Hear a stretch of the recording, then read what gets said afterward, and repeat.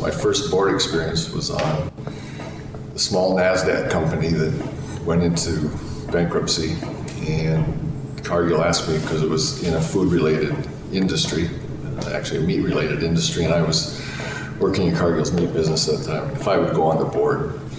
And it was a great experience, very small company, but all of the steps are the same as in very big companies.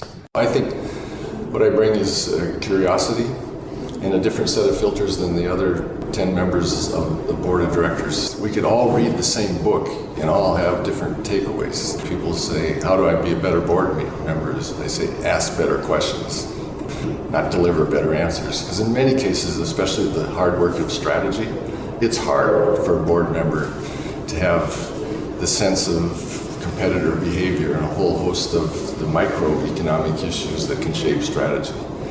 But where you can raise the quality of the strategy debate is by asking better questions. They only come from reading differently. Dick Kovacevic, could probably be known to many of the people watching tonight, was on Cargill's board, and he had a great litmus test. You shouldn't be, as an active executive, you shouldn't be on a board unless your service on that board helps the company you're employed by. And I had the good fortune to go on Eaton. It was my first large company board in 2003. I joined the Cargill board, but was COO. I was not the CEO at that time.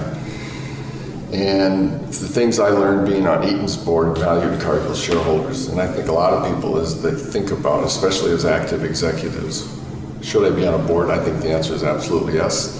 But it needs to be on a board where what you're going to learn has applicability to your employer, or it's not fair.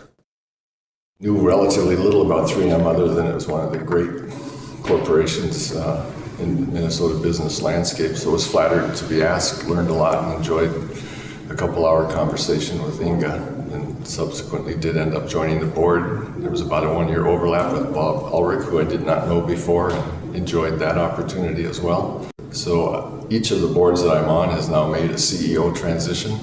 Clearly a huge role for a board is to make that decision and then to nurture the transition in a way that allows the highest chance of success for the company and for the new CEO.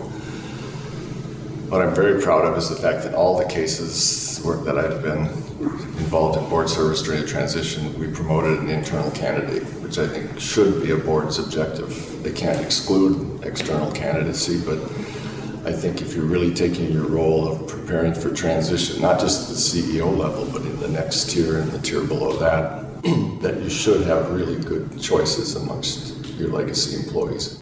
Here, the corporate community is expected to do things outside the fences of their company at a level that's way above any other city where they've had experience. So I think not just the collaboration about best practices or handling a crisis, but I think just in the day-to-day life of the city, what's expected of CEOs of Minnesota companies is at a higher level of broad community involvement than other places. First of all, it's hard to hide. It's a small town, and so the absence of anonymity, I think, gets people feeling more accountable and more involved, and you feel like your fingerprint's making a difference.